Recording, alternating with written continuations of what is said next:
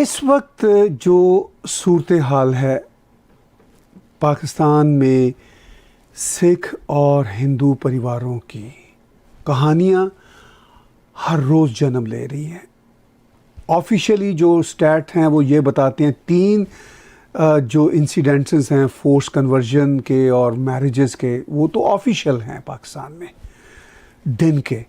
Unofficial कितने हैं वो हैं क्या है। तो इस वक्त आप और आपके साथी, आपकी ऑर्गेनाइजेशन बहुत ही रिसेंटली क्या कर रही है और आगे आपके क्या प्लान्स हैं? हम लोग अब, ताहिर भाई अच्छा हुआ आपने प्रश्न उठाया। हम लोग अब एक डॉक्यूमेंट प्रिपेयर कर रहे हैं, क्योंकि पूरा जो वेस्टर्न वर्ल्ड है, जो मीडिया है, जो जो ह्यूमन राइट कमीशंस हैं, जो ये लेफ्टिस्ट ऑर्गेनाइजेशन है, ये सब डॉक्यूमेंट्स पे चलते हैं। तो हम डॉक्यूमेंट कर रहे हैं जो भी हमें एफआईआर, जो भी फोटोग्राफ्स, जो न्यूज क्लिपिंग्स, जो अखबारों की कतरनें हमें मिलती हैं, और हम particular rape, particular murder, particular kidnapping को एंडोर्स कर पाते हैं, उसको डॉक्यूमेंट कर पाते हैं। तो वो हमने इंडिया के लेवल पे किया था, तभी सिटीजनशिप अमेंडमेंट एक्ट एक रियलिटी बना था, वरना यहां भी बहुत विरोध था सीएए का। तो उस चीज को अब हमें इंटरनेशनली वेस्टर्न वर्ल्ड के सामने, और जो सिविलाइज्ड वर्ल्ड है उसको बताना पड़ेगा। वो डॉक्यूमेंट लेके जाएंगे। मेरा जो निजी एक मेरा जो सपना है, मैं कई सालों से सोच रहा था, लेकिन आफ्टर सिटीजनशिप अमेंडमेंट एक्ट और उसका जिस भद्दा और जो बेहुदा उसका विरोध हुआ, उसने मेरे रिजॉल्व को और पक्का कर दिया है कि अब मुझे करना है कि दो पाकिस्तानी हिंदू और दो पाकिस्तानी सरदारों को लेके हम लोग दुनिया की हर कैपिटल में प्रेस कॉन्फ्रेंस करें, उनके मुंह से उनकी कहानी सुने। कोई मेरे जैसा कोई एनजीओ नहीं बोलेगा, कोई एक्टिविस्ट नहीं बोलेगा, कोई ह्यूमन राइट एक्टिविस्ट नहीं। Right from the horses mouth जिसे कहते हैं।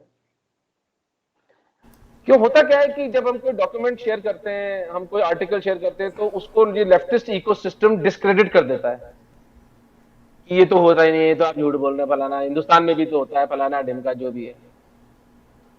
लेकिन आप जीते जागते आदमी को तो आप डिस्क्रेडिट नहीं कर सकते। तो इसमें भी कैनेडियन जो कई मित्र हैं मेरे, आप भी, आपसे भी मुझे सहायता अपेक्षित है इसके अंदर, कि उनको हम प्लेटफॉर्म दें, उनके मुंह से उनकी कहानी सुने। कौन अपना घर छोड़ के भागता है, कौन अपनी यादें छोड़ के, अपनी जमीन, अपनी स्मृति, अपने बैंक अकाउंट, अपना गहना, अपनी गाड़ी, अपनी प्रॉपर्टीज, यहां तक कि आधा परिवार पाकिस्तान में, आधा हिंदुस्तान में, कि किसको पड़ी है ये सब करने की। कोई बहुत खतरनाक, बहुत डरावना, बहुत भयानक कुछ चल रहा है इन लोगों के साथ, जिसको जिसको हमें दुनिया को सुनाना है, बताना है।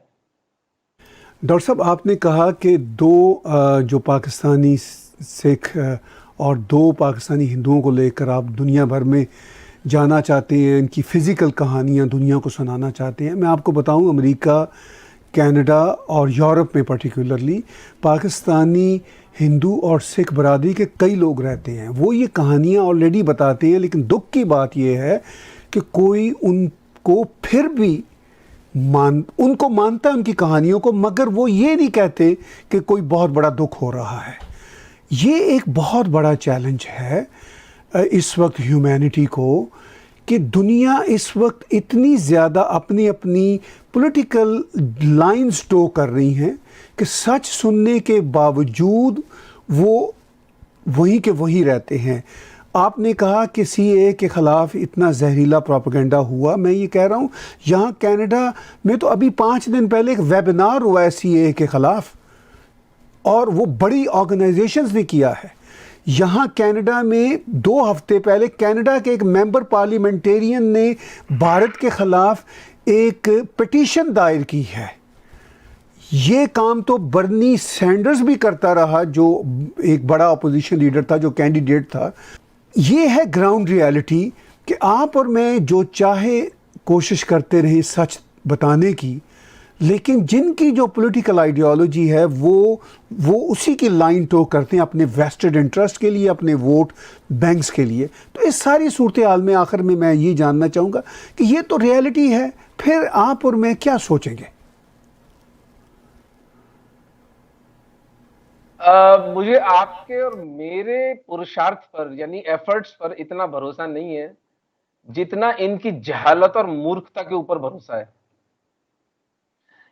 अब you see the world cannot turn a blind eye to this blatant genocide happening right in front of their noses। ठीक है, अभी कोरोना का संकट है, कुछ इकोनॉमिक इश्यूज हो सकते हैं, लेकिन जैसे जैसे क्रिटिकल मास हिंदुओं का, सरदारों का और आप जैसे लिबरल दोस्तों का बढ़ता जाएगा, मैं उसका आपको एक एश्योरिंग रीअश्योरिंग बात बताता हूं कि जब मैंने 5 साल पहले ये इशू शुरू किया था, दुनिया हंसती थी मेरे ऊपर, मेरा परिवार भी हंसता था कि आप ये क्या इशू लेके बैठ गए हो, पाकिस्तान में हिंदू हैं भी, कौन हिंदू, क्यों अपनी इतनी आबादी है, क्यों लाना चाहते हो, हर तरह का एक जो भी एक तर्क था, लॉजिक था, वो देते थे।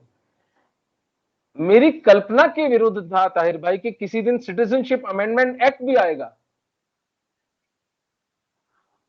आज जो आप और मैं बैठकर इतनी दूर ये बात कर रहे हैं, ये हमारी जीत है।